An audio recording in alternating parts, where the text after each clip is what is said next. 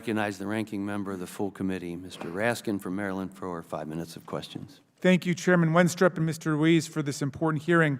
The COVID-19 pandemic came to America in 2020, of course, when Donald Trump was president. And that president's policy failures, magical thinking, and total recklessness caused, according to his own special advisor on COVID, Deborah Birx, the unnecessary death of hundreds of thousands of Americans. Now, apart from the urgent question of how to improve our pandemic response from the debacle that he presided over, is the question of how the COVID-19 pandemic began. This, too, is a critically important question to answer to help us prevent and prepare for future pandemics. Answers must come from objective, fact-based investigations informed by doctors, scientists, and public health experts. At President Biden's direction, the intelligence community is also taking sweeping action now to understand the origins of the virus and to bring all relevant facts to light.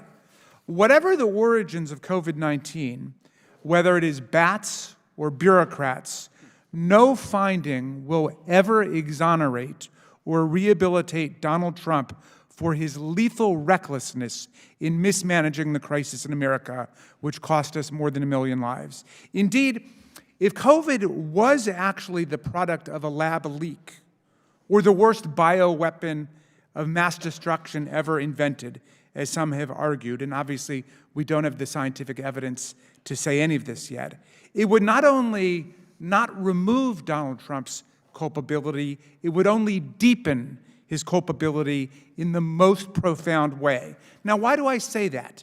Because over the course of the crisis, beginning in January of 2020 and lasting through the spring, on more than 42 different occasions that we have identified so far, President Trump openly praised and defended the performance of Communist Party Secretary and Chinese President Xi in his handling of COVID-19 and boasted of how closely they were working together and boasted of Xi's openness and transparency. On January 22nd, 2020, when the first case of COVID was identified in the U.S., Trump stated, I quote, "We have it totally under control." When asked if he believed the U.S. would, quote, "know everything we need to know from China," he said, and I quote, I do. I have a great relationship with President Xi."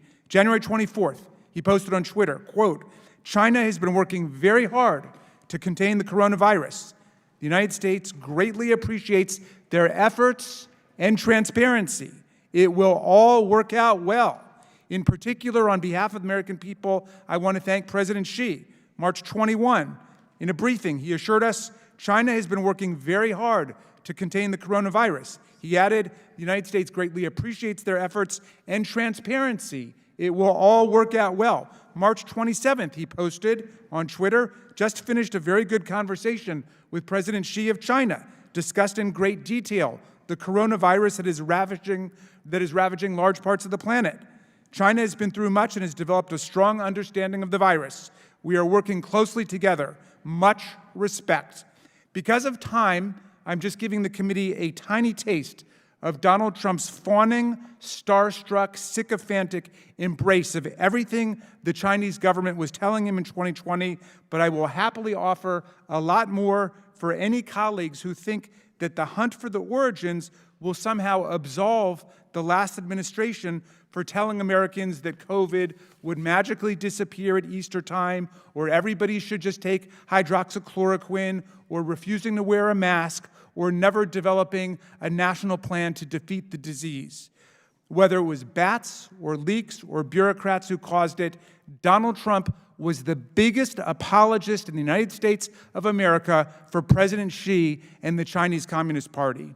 He could have directed the intelligence community to lead a COVID-19 origins investigation back in March of 2020, 3 years ago. He did not. He wasted precious time minimizing the risk of the virus and lavishing his praise on President Xi. He could have taken the origins of the pandemic seriously and held the CCP accountable. He could have pushed back against the CCP for interfering with the WHO's investigation into its origins, and he could have asked our intelligence community to intervene. He did none of those things. And everyone should remember that. Let's take the politics out of it, and let's get to the bottom of what happened. Thank you, Mr. Chairman. I yield back.